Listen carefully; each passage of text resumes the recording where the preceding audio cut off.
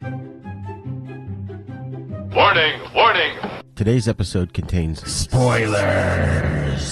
So if you have not seen the movie or TV show that we are talking about, we highly recommend that you watch it first, then listen to this episode. Thank you.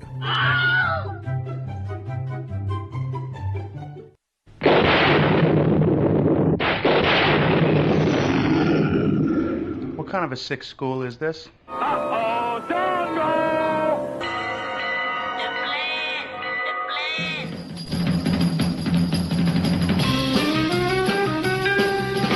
Strange things are afoot at the Circle K.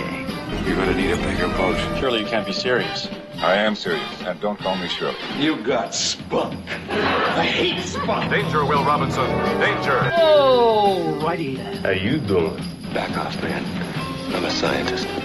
Don't make me angry. You wouldn't like me when I'm angry. Say hello to my little friend! I love the smell of napalm in the morning. What are you people? On dope? Stop whining! I got a crap on deck that can choke a donkey. Who is your daddy? I'm sorry, but all questions must be submitted in writing. I'm sorry, Dave. I'm afraid I can't do that. Can I do that? I'll be back. A dynamite! Show me the money! Go up your nose with your rubber hose. A what? I'm sailing! I'm sailing! Groovy.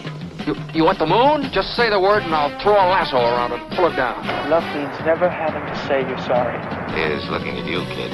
We got no food, we got no jobs, our pets' heads are falling off! Come to the coast and get together, have a few laughs. Hear that, Elizabeth? I'm coming to join you, honey! I'm not a doctor, but I play one on TV. I love it when a plan comes together. What we do is if we need that extra push over the cliff, you know what we do? Put it up to 11, exactly.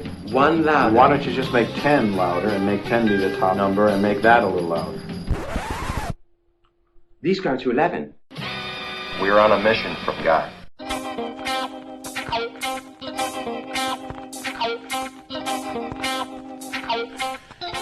Hello and welcome to another episode of Then Is Now podcast. I am your host, Re-Gor. Today we're going to tackle a movie that has one of the most iconic movie monsters in film history, Alien from 1979. Directed by Ridley Scott, it's the tale of a crew of a deep space mining vessel as they struggle to survive against a creature on board their ship that is stalking them one by one. This movie is so iconic on so many levels, from the direction to the acting to the creature and set designs, as well as some of the sexual subtext contained within. So I'm going to have a special guest on with me today to help us dive into this movie and break it down for you. So sit back and prepare for scary alien fun. Class is in session. I have a bad feeling about this. How could I possibly be expected to handle school on a day like this? Food fight! Hey, you in my class? I am today. I think you should consider transferring to shop class. Woo-woo! Now, very few students are severely injured in shop class. Bueller. When you were in school, Bueller. did you ever cut class? Bueller. Yeah, I guess I did. Sure, most kids cut classes. Good, sign this. He's sick. I get so lonely when I hear that third attendance bell ring and all my kids are not here. 7 years of college down the drain. Fat, drunk, and stupid is no way to go through life, son. You lack discipline. As long as I'm here, there will be no grades or gold stars or demerits. We're gonna have recess all the time. Woo! Go, play and have fun now! Today, I am joined by first-time co-host Jack Gorey, and we're going to discuss the film Alien from 1979, which was directed by acclaimed filmmaker Ridley Scott. Welcome to the show, Jack. How are you? I'm good. How are you doing? Not bad at all. Excellent. Well, we're glad to have you here. So I just want to tell the listeners first off, if they have not seen the movie Alien, first of all, shame on you. Shame. Shame. Shame. You need to go and watch it before listening to the show. It's required viewing. Second, if you have seen it, as well as the prequels, like Prometheus and Alien Covenant, we'd like you to just put those prequels out of your mind as you listen, because we're just going to focus on Alien from 1979.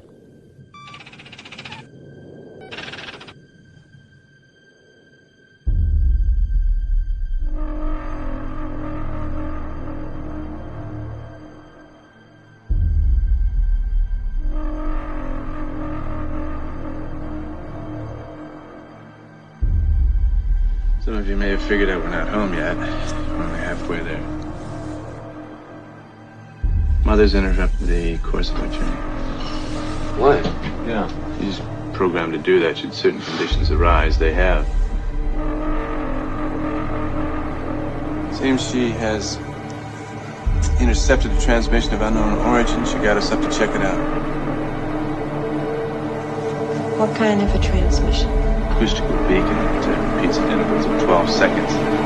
SOS. Human. Unknown.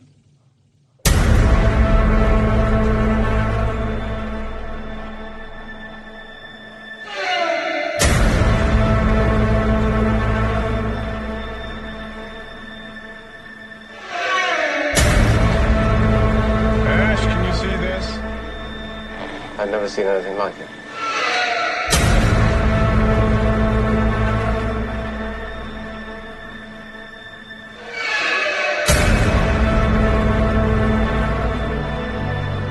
That transmission. Mother's deciphered part of it. It doesn't look like an SOS. Well, what is it? Well, it looks like a warning.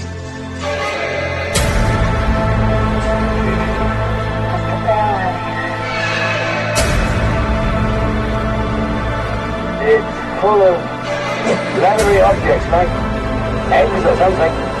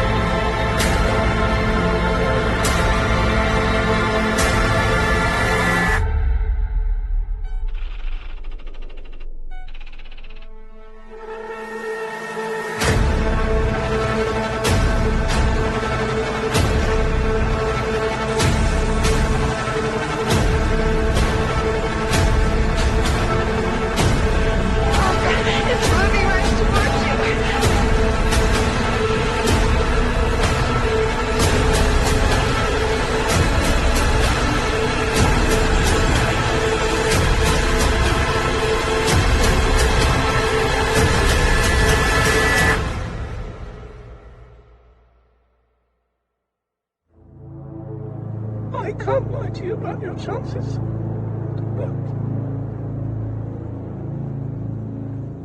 you have my sympathies. The commercial space tug Nostromo is on a return trip back to Earth with a 7-member crew in stasis. Captain Dallas, Executive Officer Kane, Warrant Officer Ripley, Navigator Lambert, Science Officer Ash, and 2 engineers, Parker and Brett. Detecting a transmission, the ship's computer mother awakens the crew. As per company policy requiring any potential distress signal be investigated, they land on the moon despite Parker's protests, sustaining damage from its atmosphere and rocky landscape in the process. The engineers stay on board to effect repairs while Dallas, Kane, and Lambert head out to investigate. They discover the signal originates from a derelict alien ship and enter it, losing communication with the Nostromo.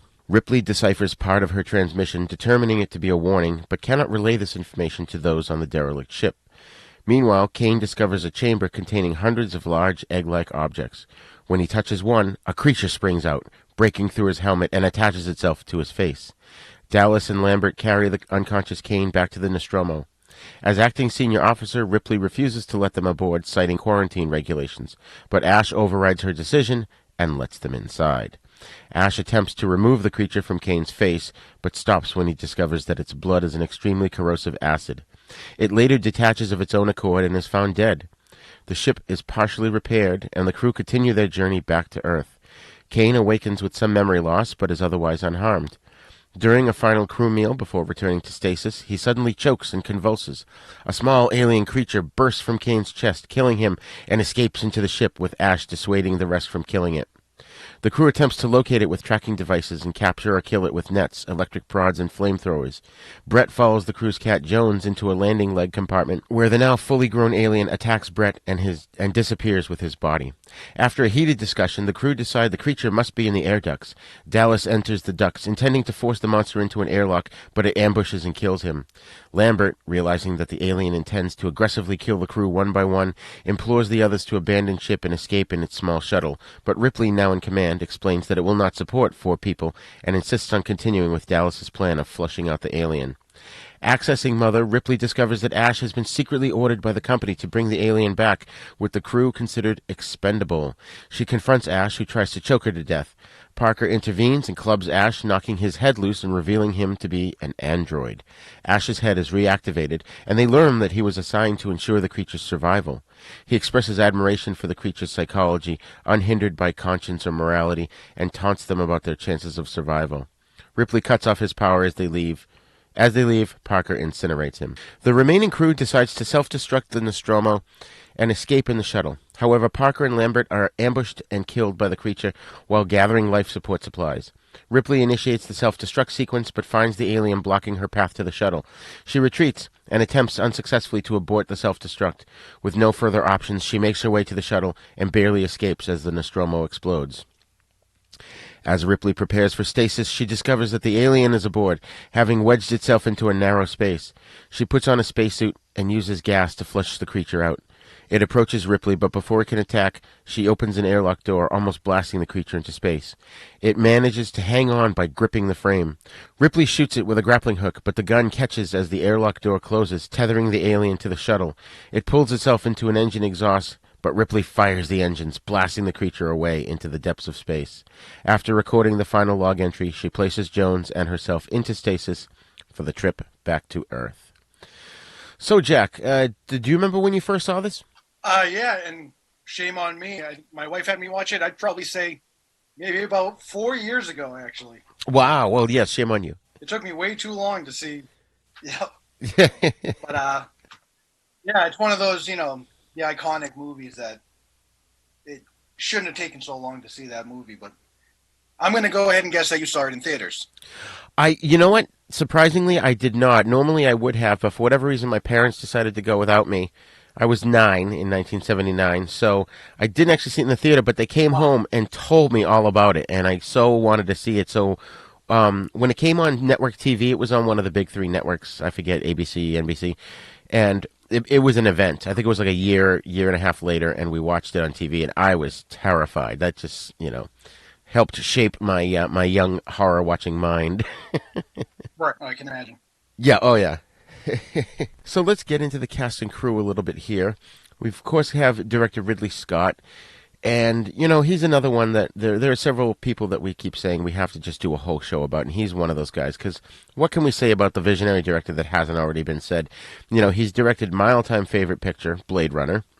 He also notably directed movies like Legend, Black Rain, Hannibal, Black Hawk Down, Prometheus, and The Martian, just to name a very few. And about a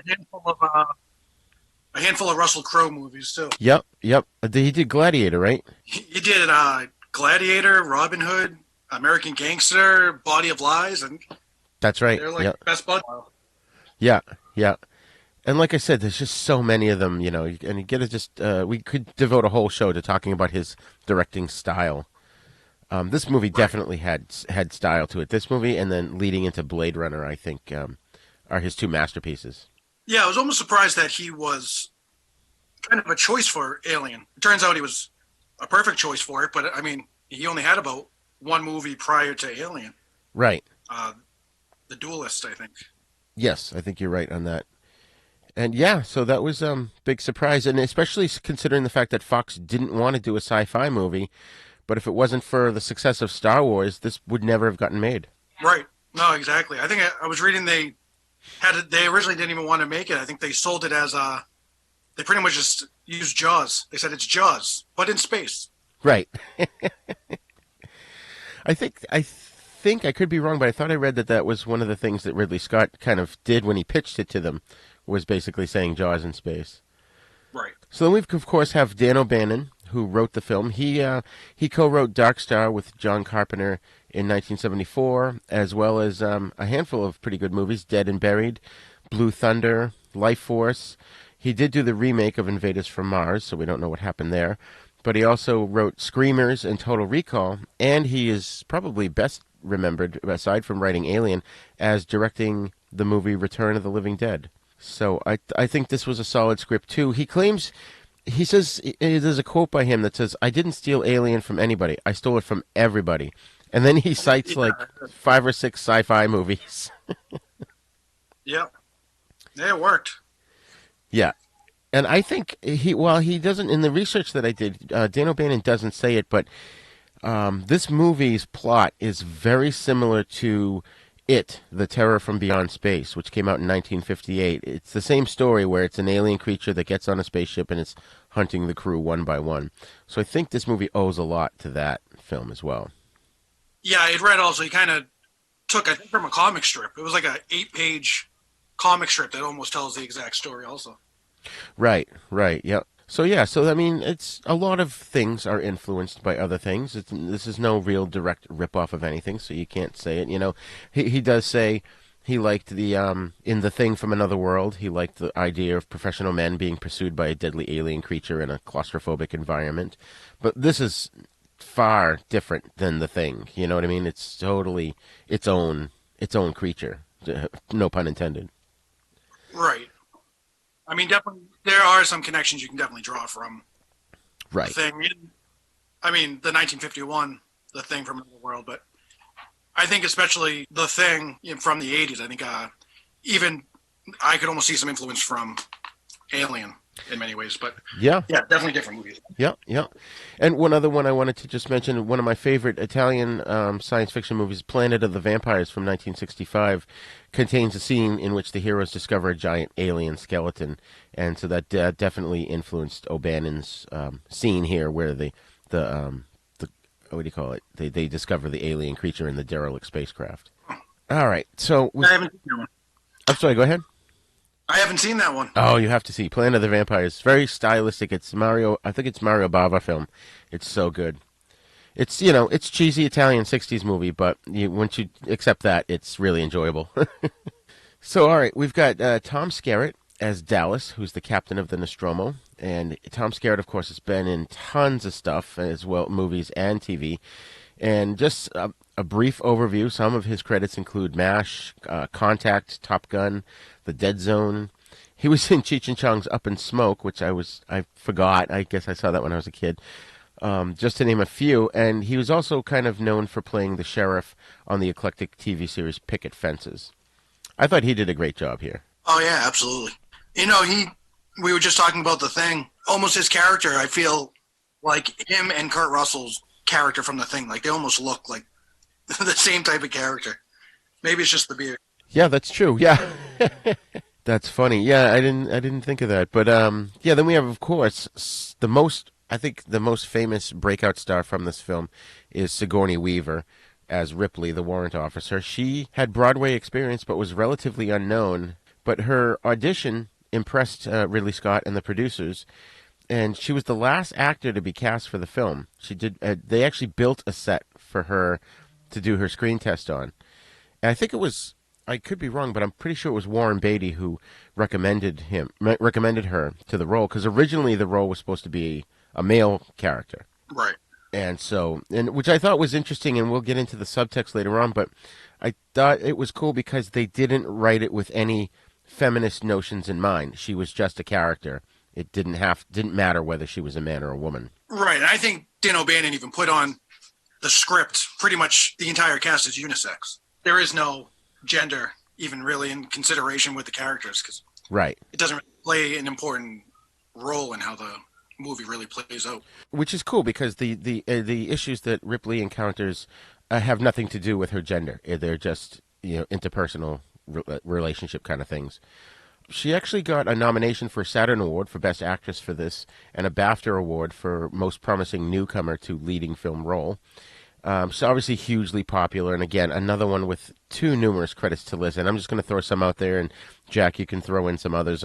I'm just like off the top of my head, we've got Ghostbusters 1 and 2, Death and the Maiden, Galaxy Quest, Avatar, Aliens, The Cabin in the Woods. I mean, she's been in tons of famous movies. And I think because of her role in Alien, a lot of her roles down the line almost feel like cameos because she's such an iconic horror character. So like showing up in a movie like Cabin in the Woods, it almost seems like they brought her on because of her character from Alien and kind of that nod to, classic horror movies. Right, right. I would agree with that. She was a voice of a computer in WALL-E. Oh, that's right. I go, how can you cast that and not really think of alien Right. in some sense. She's like the mother, but for a kids movie. Right, exactly. That's so cool. Yeah, I mean, she's just great in this. I love the character of Ripley. Hey, folks. I just wanted to take a minute here to tell you about the hosting service that we use at Haven Podcasts. Podserve.fm. Podcast hosting has never been easier. They do all the work to get your podcast on Apple Podcasts and other major podcast networks. They help you navigate the podcasting world, whether you're brand new or have years of experience. Folks, I can't tell you how happy I am with their service. When I first started this podcast, I searched around intensely for the right hosting platform. I found Podserve and used their simple 4-step process, and in a short amount of time, my podcasts were on the internet and available through all the major podcast networks. And their customer support is unreal. Every time I goof things up and make a mistake, like posting the wrong show to the wrong feed, I email them, and I kid you not, within minutes I get a response and the problem is resolved. And they're the only podcasting host that actually helps you get listeners. Other podcast hosts stop at podcast upload and don't help promote your podcast. Well, Podserve makes sure your podcast is seen by thousands of people. The promotion is free, and they put you on podparadise.com, which has over 5,000 visits a day from avid podcast listeners and is growing every day. Each day, Pod Paradise selects 5 podcasts to spotlight on their front page. Maybe yours could be there soon. Podserve's pricing is simple. Only $19 a month. That's it. No tiered pricing platform, just one low fee. For $19 a month, you get unlimited storage, unlimited podcasts, free podcast promotion, your podcasts on all platforms, detailed download analytics, one-on-one customer support. You pay month to month, and you can cancel at any time. And when you sign up, you get 14 days free. You don't even have to give them your credit card. I love their service so much I put a reminder in my phone to add my credit card when the 14 days was almost up. I couldn't give them my $19 fast enough. I'm telling you, I really didn't believe it until I actually signed up and saw my podcasts on everything from iTunes to Stitcher and Spotify and more in a ridiculously short amount of time. So if you've got a podcast and you don't have a hosting platform, I highly recommend podserve.fm. Check them out.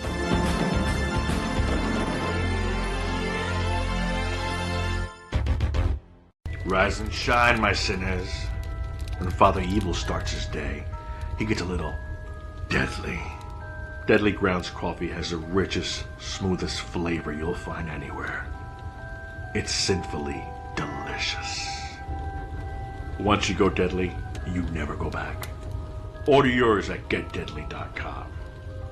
Coffee's so good, it's scary.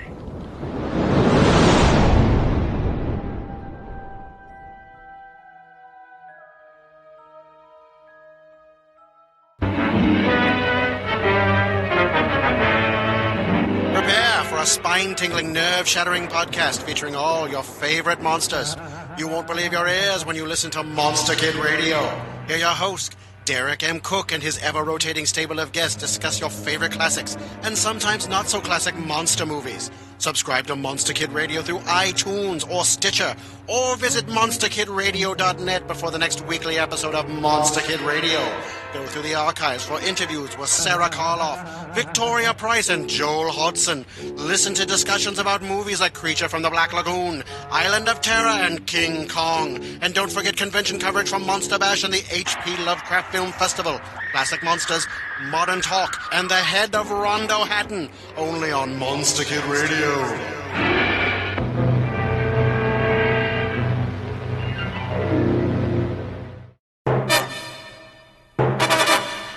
All right, so let's get into finish the rest of the cast here. We've got Veronica Cartwright, who plays Lambert, the Navigator. She was a child actress. She was in The Birds in 1963, and I always remembered her from her role in Invasion of the Body Snatchers, the remake in 1978. And what's interesting is she was originally up for the role of Ripley, and she wasn't informed that she was cast as Lambert until she arrived in London for wardrobe setup. And really? Yeah. And she was pretty upset about that, but I think she got over it, and obviously since she continued to work in the movie. And she did win a Saturn Award for Best Supporting Actress. So most recently, she played a psychic on the TV series General Hospital, and she's also the sister of Angela Cartwright, who played the girl Penny on the original Lost in Space TV series. So a lot of times I see in writing people confusing the two, and saying, well, Angela Cartwright was an alien. It's like, no, Veronica Cartwright was an alien. Right. Then we've got a beloved character actor Harry Dean Stanton as Brett, the engineering technician. And so Stanton's first words to Ridley Scott during the audition were, I don't like sci-fi or monster movies. Scott was amused by this, and he convinced him to take the role after reassuring him that Alien would actually be a thriller more like 10 Little Indians. But this guy, Harry Dean Stanton, man, he's a great character actor. He's been in over 200 movies, some of which include Christine, Repo Man, Red Dawn, Twister, Wild at Heart, Anger Management.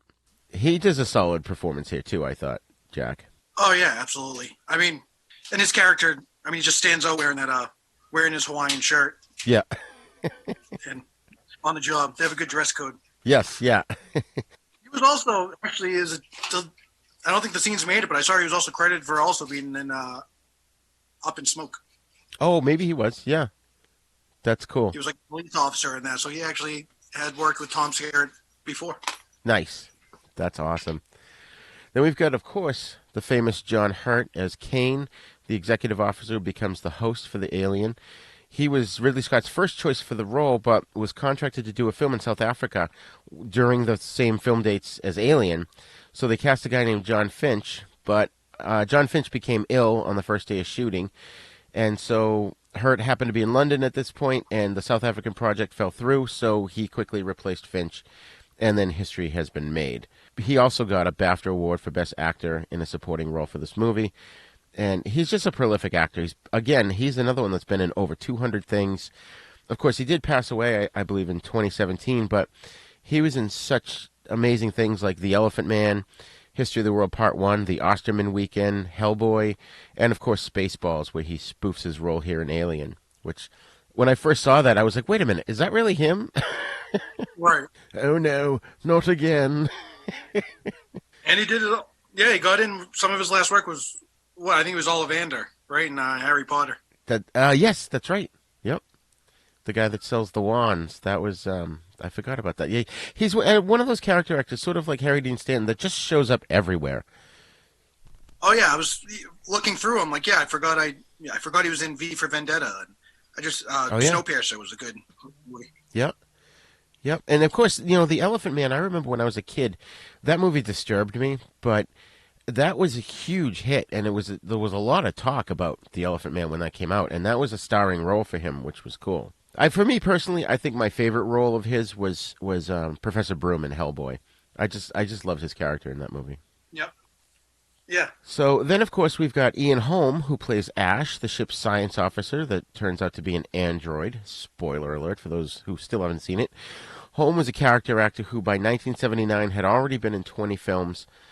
He's another actor whose credits are too numerous to list, but I'm going to say that the audience, or our listeners, I should say, will probably best remember him most recently as playing Bilbo Baggins in The Hobbit and the Lord of the Rings movies, which I think he was perfect for that role.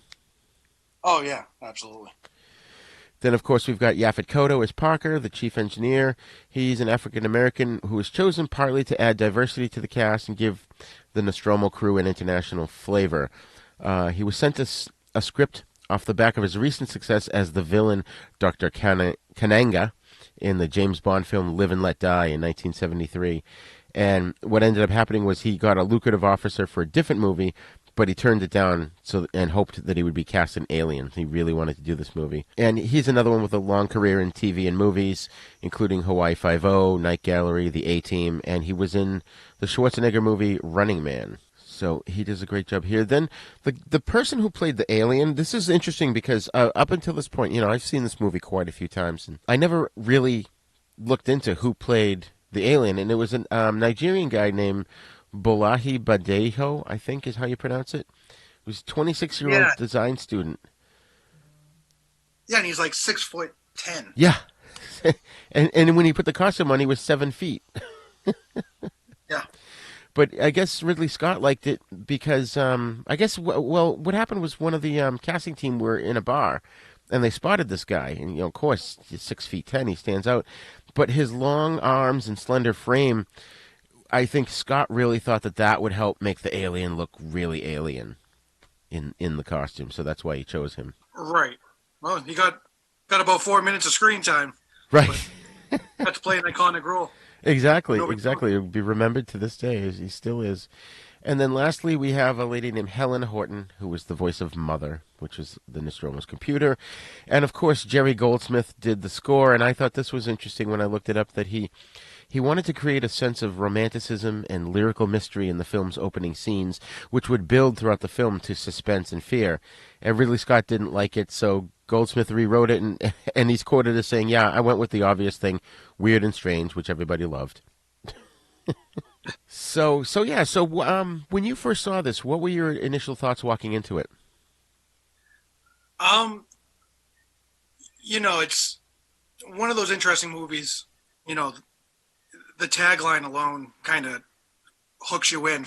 I think the tagline is probably one of the most iconic taglines for any movie too. Right. Give us the tagline. So you know that.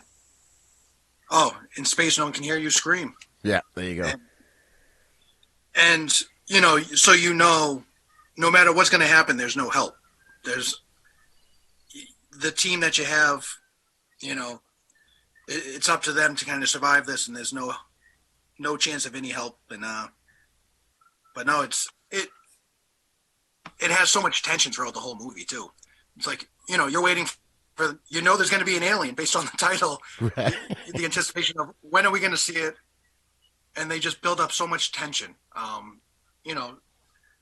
So few horror movies have been able to build up the tension that this movie really exceeds in doing. You don't even see the xenomorph until about an hour in. Right. But from the get-go, probably 5 minutes in, you're anticipating the whole time. Oh, absolutely. And what I liked was one of the scenes early on when the facehugger is on Kane and Ash cuts into it and the acid drops to the floor, and Dallas realizes, oh, shit, that's going to burn through the hull. So there's a race against time to try and get down and try and stop it. And I thought that was a great way of putting in a tense scene, but we still haven't seen the alien yet. We've seen the facehugger, but it's not, they're fighting against something completely different. Right. Yeah, and it kind of adds more threat than you would even consider. Oh, absolutely. And this movie had a $10.7 million budget, and worldwide they made over $203 million. So basically making like 19% of their budget back, which is awesome. Yeah, it was a good deal. Yeah, and for the time, I mean, they shot it over 14 weeks. I think it was like July to October in '78, and so that's pretty quick for a science fiction film of that caliber. Right. I was reading with those numbers too. I saw Sigourney Weaver made $35,000. Wow. Which so they got a good deal with Sigourney Weaver. I think they bumped her up to the millions for the second one, but right. You got a bargain for the first one.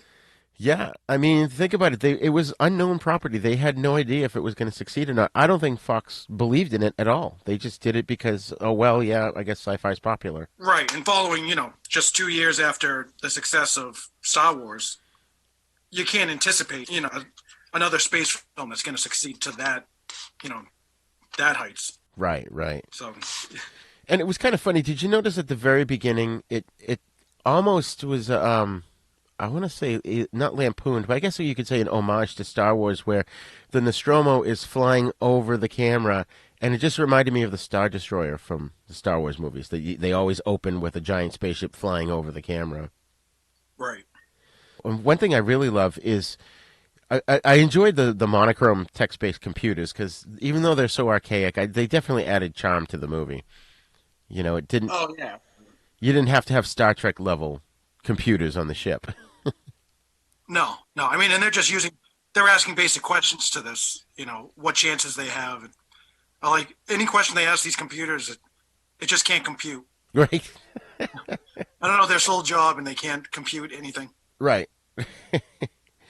Well, that's interesting. Let's get into a little bit of the subtext, because the computer's called Mother, and Nostromo means our man. And so by having the ship itself is our man, but the computer that runs it is Mother, it's sort of a mix of gender. It's not like a husband and wife kind of thing. And there's a lot of little sexual subtext that goes on in this film. You've got, first of all, when the characters are in their spacesuits, they're exploring the derelict spaceship on the planet. They look like sperm cells entering the fallopian tube. So that was really interesting. And then, of course, what do they find? Eggs. Yep. And when Kane breaches the egg, the facehugger jumps onto him, and it just reminded me of like the sperm and the egg combining. And, of course, the facehugger essentially rapes him and plants an egg inside of him through his throat, thereby impregnating him. And then, of course, when it bursts out of his chest, it's very phallic looking, the tiny baby alien. Which I have to say, though, the one thing Spaceballs has ruined for me is every time I see that scene, I keep expecting it to have a little top hat singing, "Hello, my baby, hello, my honey." Yep. Take some of the fear out of it. Right. But then there was the one final thing that I have here in my notes was that Ripley is assaulted by Ash, and he rolls up a newspaper, and it's like a phallic object that he's trying to shove down her throat. Oh, yeah. So I know filming that must have been interesting because it's such an scene where it's taking multiple people trying to pry him off of her while he's just shoving that down her throat. And because he's so strong, I mean, he's tossing her around with one hand before that, like she weighed nothing. Right.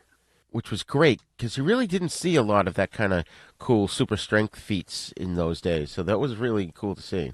An interesting fact I read was Dan O'Bannon didn't even write Ash into the original story. Oh, really?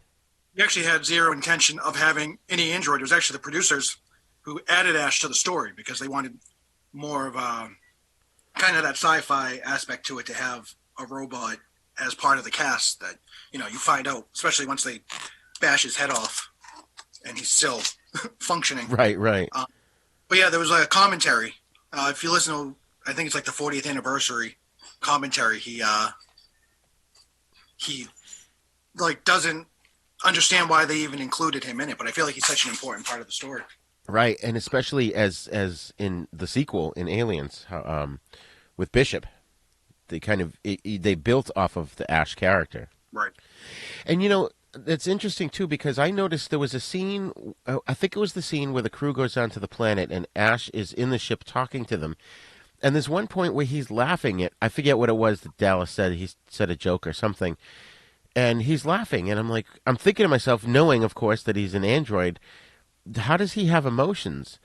And I don't know if they were inconsistent with that or if they had really, maybe because it was a last minute thing, they didn't really think it through. But because he's laughing at that point, and then when Ripley finally, they reattach the head and interrogate him and get the information that they need.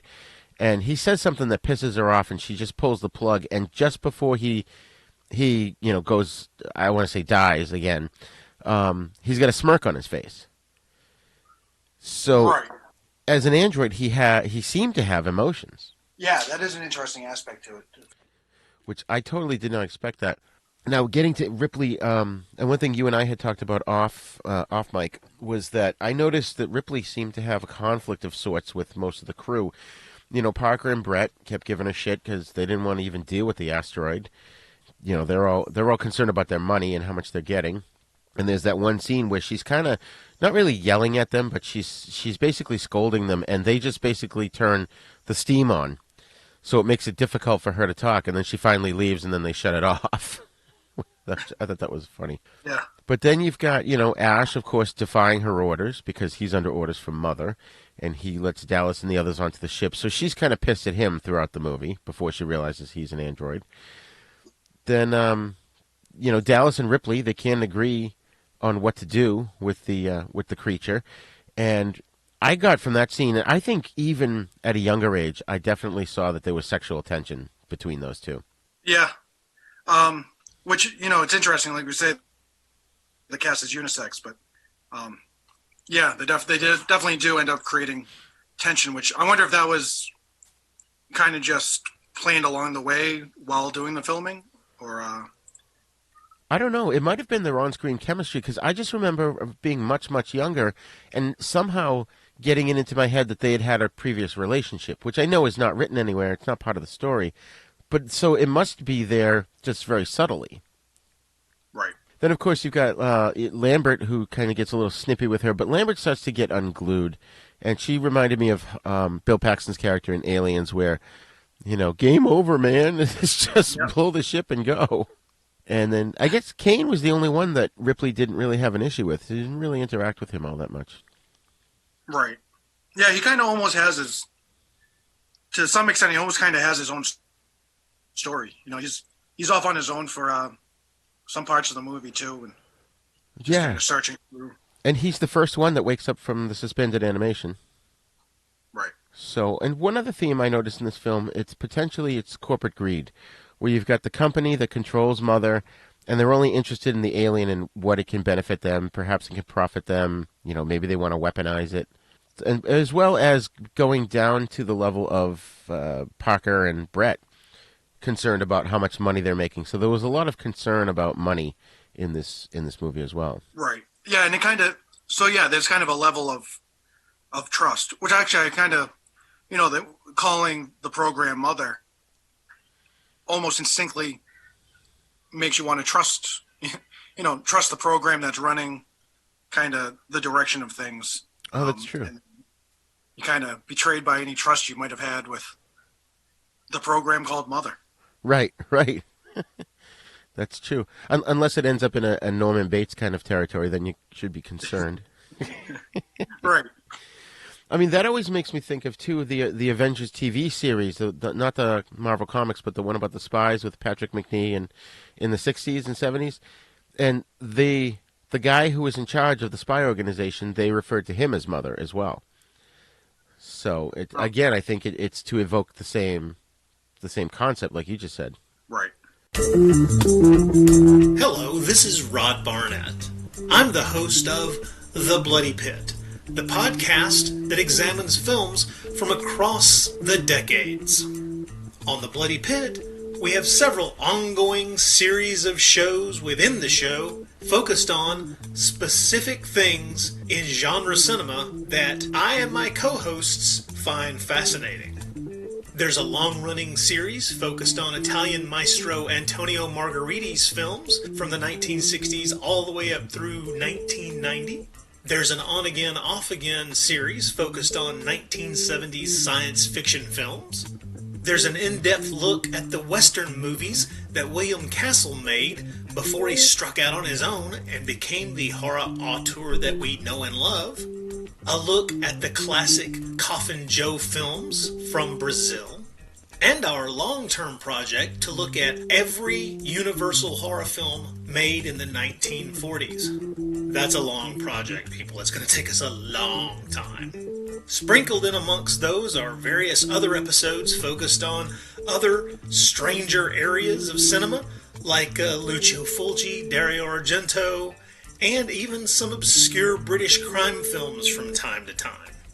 So join me and my rotating crew of co-hosts as we examine the stranger side of cinema through an exploitation lens. Except when we don't.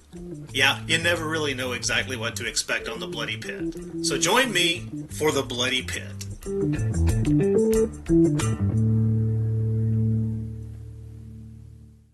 Greetings, this is Mr. Lobo. Are you a sinsomniac? Do you stay up late and watch what normal people call bad movies till dawn? Black and white low-budget potboilers, box office bombs, West German talking car movies, rock bands versus monster movies, broken down school films, midget zombie and midget spy flicks, guys in gorilla suit movies, even old TV commercials, inappropriate cartoons, drive-in snack bar ads, and worse? Well, we like to say they're not bad movies, just misunderstood. Stay up late with Miss Mittens, your host, Mr. Lobo, and a revolving door of special guests, fellow horror movie hosts, robot monsters, and lovely Real 7 girls for a late-night TV slumber party that we call Cinema Insomnia. You can watch us on channel OSI 74 for Roku. We even have some episodes on Amazon and Alpha Video DVD. You may never get a good night's sleep again.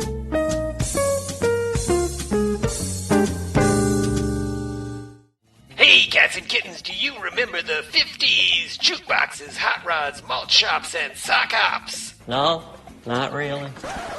Oh, well, do you remember that TV show Happy Days? You know, Fonzie and Richie and all like that? Sit on it, etc.? Kind of. Then join us for These Days Are Ours, a Happy Days podcast where we watch every episode and give you the lowdown on what it all means. Find us at thesedaysareours.libsyn.com and follow us on Twitter at Fonzie Podcast. Be there or be square. You're sure you don't remember Sock Hops? Sorry, no. Okay, then. One thing I loved was the 70s style, the way everything was designed. Definitely looked 70s, but it didn't look cheesy or hokey, you know? Right. Yeah, no, it definitely has like a grit to the style of it, for sure. Yeah. And then, of course, you walk into the chamber where they communicate with Mother, and it's just all lights in the wall that don't, nothing's labeled, no buttons are labeled. They're just beeping and flashing and flashing and beeping. Right. But I guess, you know, I don't know what purpose that served, but I'm sure there was something to it. And I love the fact that they're just sitting around smoking on the ship.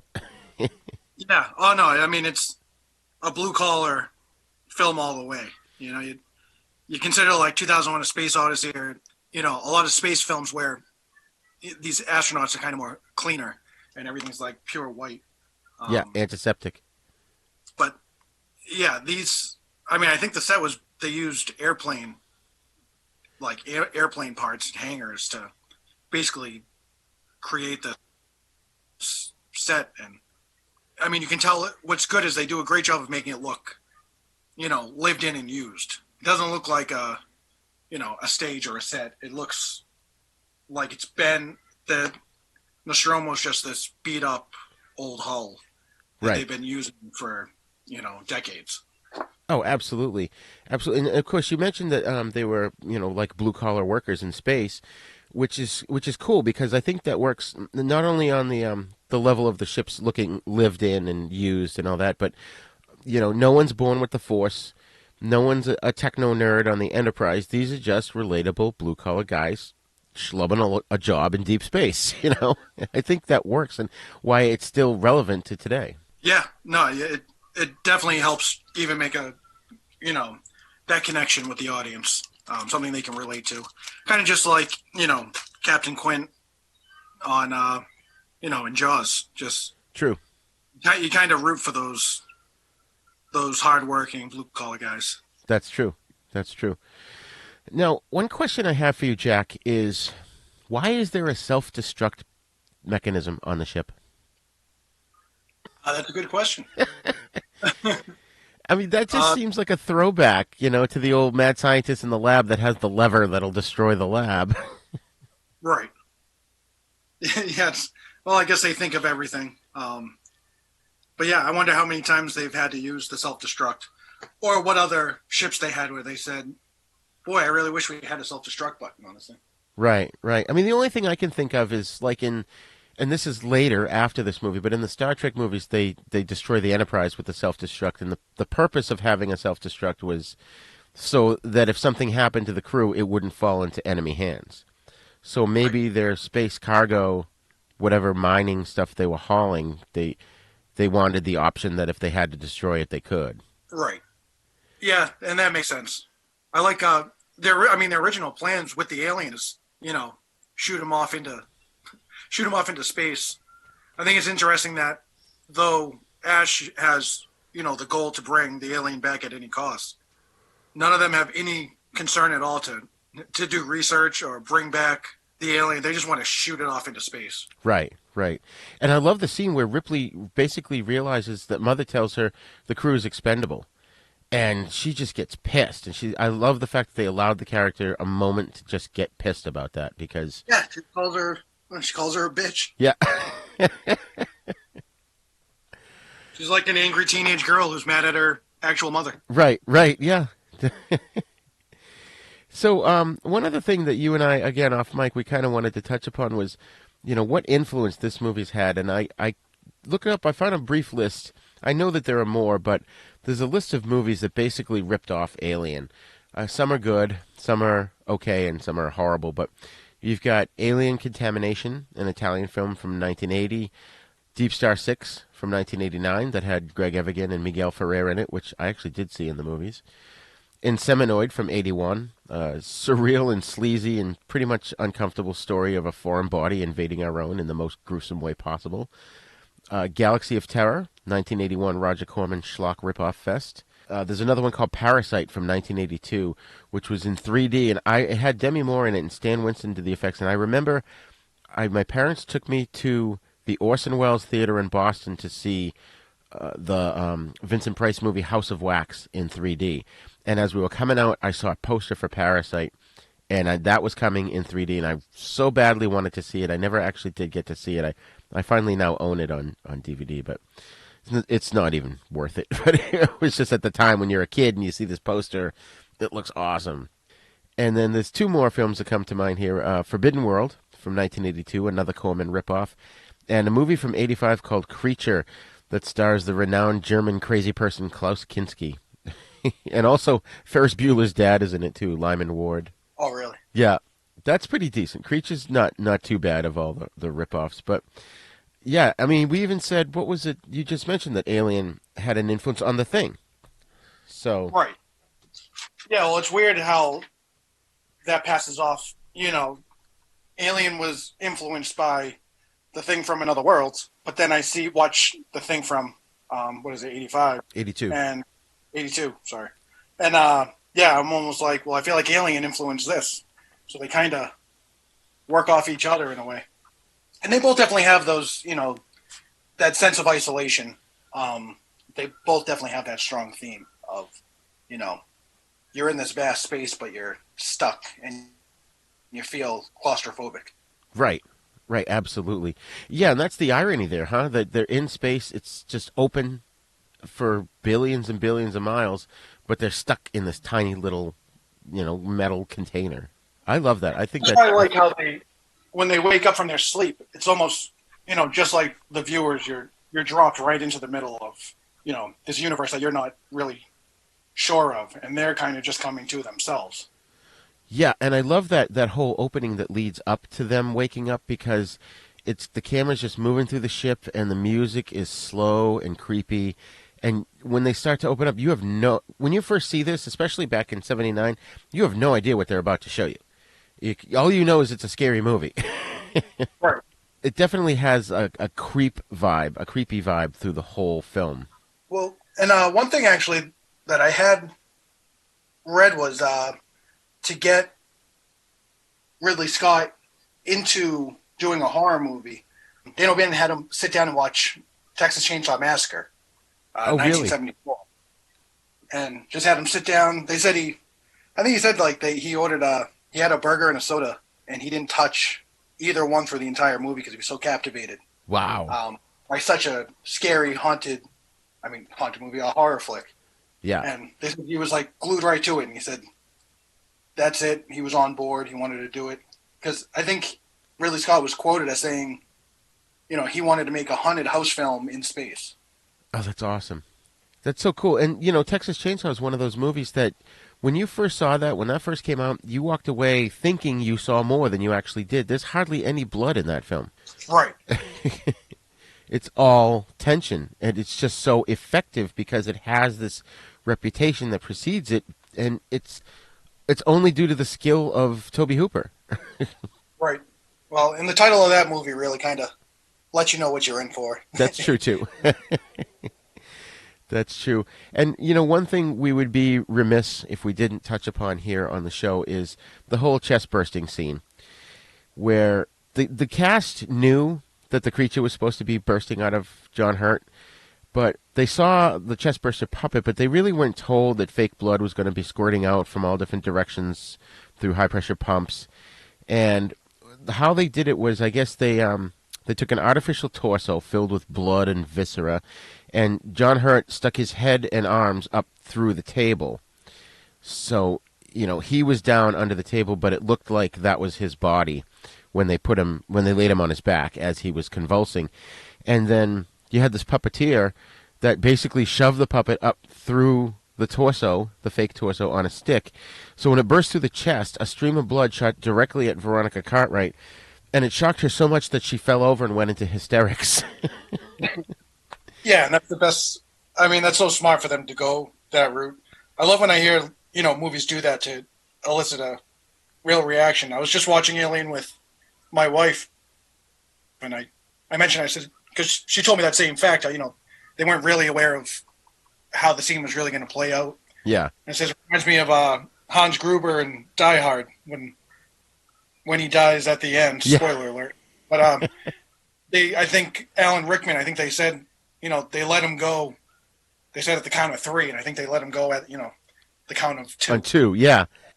And the look on her face dropping is actually, really his reaction, which is the best response you can get. Oh, yeah. Yeah, that's awesome. And even Tom Skerritt said it, he goes, what you saw on camera was the real response. She had no idea what the hell happened. All of a sudden, this thing just came up. And there was a couple of other scenes. And it's funny that you said that Ridley Scott wanted to make this haunted house in space, because there were 2 scenes that are tropes of horror movies. And that's where you think there's something there, and it turns out to be the cat that jumps out and still scares you. Yeah, I think the whole movie I'm waiting for the cat to die. It's such a talk about tropes. As soon as I see an animal, yeah, I go, they're not gonna last long. They're usually the first to go. But I mean, that cat makes it through the whole movie, so it's impressive.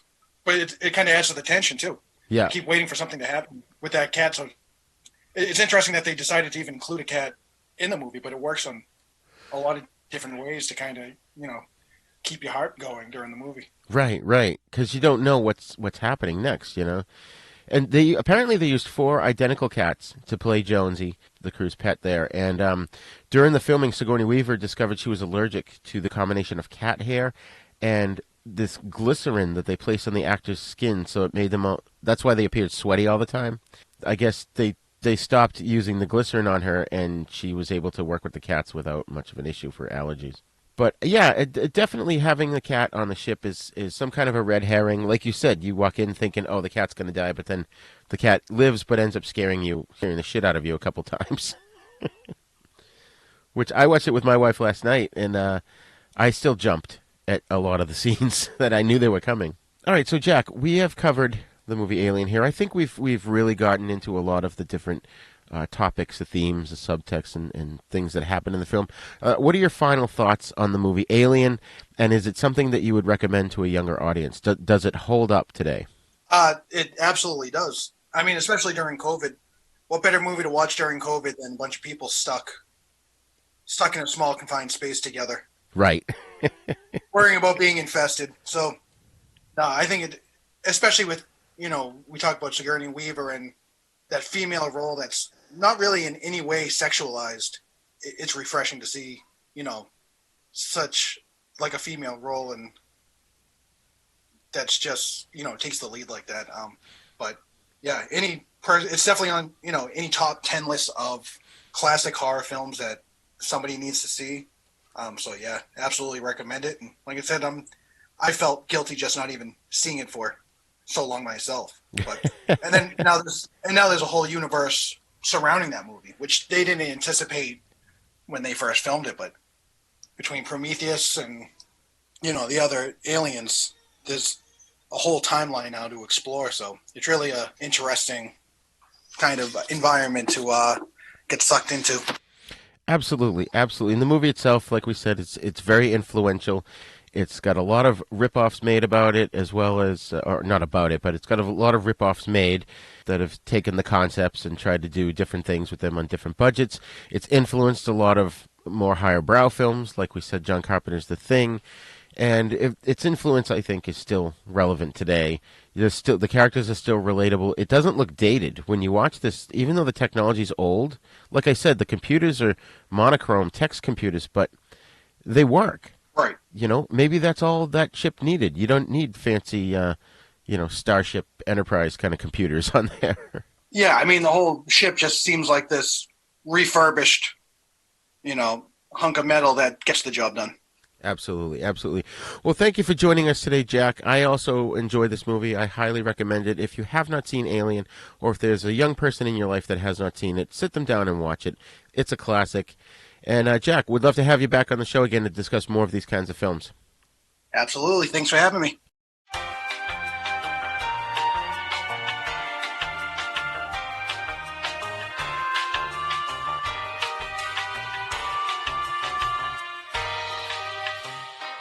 Well, we hope you enjoyed this episode of Then Is Now Podcast. I highly recommend watching Alien from 1979 if you haven't seen it, and also you need to show this to a young person in your life so they can enjoy this scary movie. If you want to send us your thoughts on this or any other Then Is Now episode, please email us at thenisnow42@gmail.com.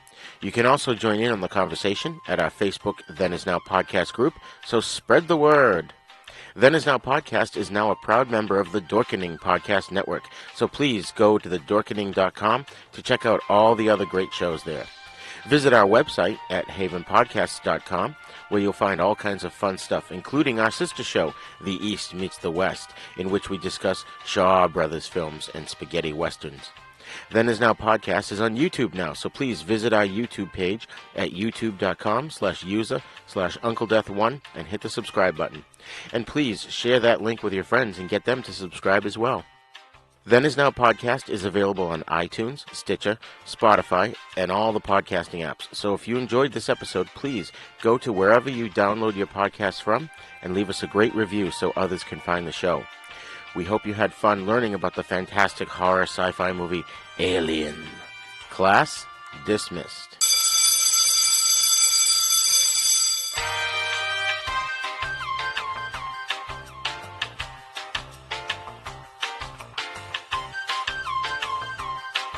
Then Is Now Podcast is intended for entertainment, educational, and informational purposes only. Sounds, music, and clips played during this podcast are the property of their copyright holders. All original content is copyright Jupiter Media.